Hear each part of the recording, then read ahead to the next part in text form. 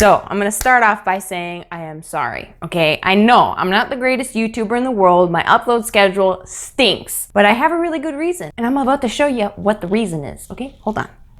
So this is the reason why he's a little sleepy and the lights are a little bright. Oh, this is Tucker.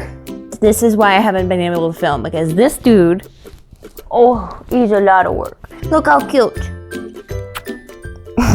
Hey guys, my name is Courtney Budzyn if you are new here, and this is What's for Din. Today I'm going to be showing you guys how to make slow cooker barbecued pulled chicken sliders. So it's been ridiculously hot, too hot to cook outside, too hot to cook inside, so that means you'll break out the slow cooker. These are so ridiculously simple, and I know you guys are going to absolutely love this recipe, so without further ado, let's get started. So we're gonna start by making the sauce that our chicken is going to cook in. So in a small dish, I'm adding some Dijon mustard, some good quality olive oil, apple cider vinegar, Worcestershire sauce, and Italian seasoning. Now, if you guys are ever wondering what Italian seasoning I use, this is it, because I'm always using it. This is literally the most perfect blend of Italian seasoning out there. So you just wanna go ahead and give that all a good whisk together. And then we're gonna switch over to a bigger bowl, and in that bowl, we're going to add some good quality barbecue sauce. I like using Sweet Baby Ray's, along with some minced garlic, and then go ahead and add that sauce that you just whipped together a second ago. Give that a good whisk together and set it aside.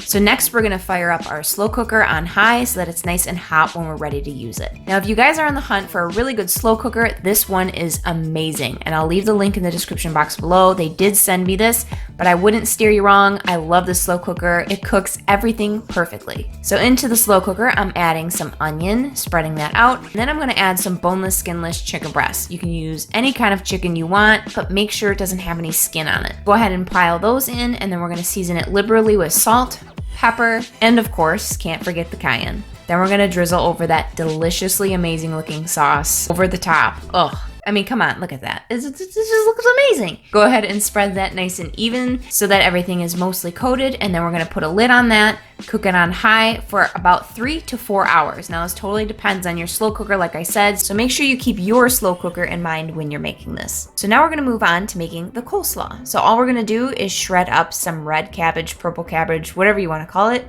along with some green cabbage and some shredded carrot. And then for the dressing, just use some good quality mayonnaise, some ground mustard, apple cider vinegar, sugar and celery seed, and of course a pinch of salt and pepper. Give that a good whisk together, and then go ahead and pour that over your chopped up cabbage and carrots, and then give it a really good toss together. And then I like to store it in the refrigerator, that way all the flavors have a chance to meld together.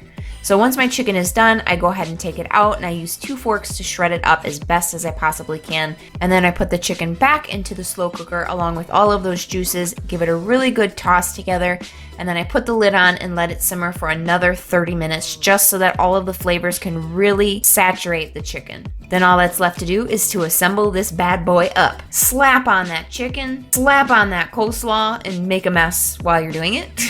Slap on that cap. And if you're a total imbecile like me, make sure you chop it in half and smush it in the process so you can show everybody what it looks on the inside.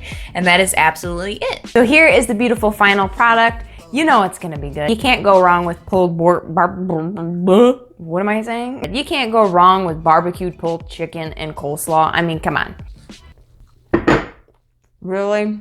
Flavor explosion. These are perfect for if you're having a big family gathering and you don't feel like turning on the oven, you don't feel like turning on the grill because it's too hot outside. So if you do want to recreate this recipe, just look below in the description box. I'll leave all the measurements as well as the written instructions. If you're not already subscribed to my channel, please don't forget to subscribe and hit the little bell notification so that way you get notified every single time I upload a video. So as always, thank you guys so much for hanging out with me, and we'll see you next time. Peace.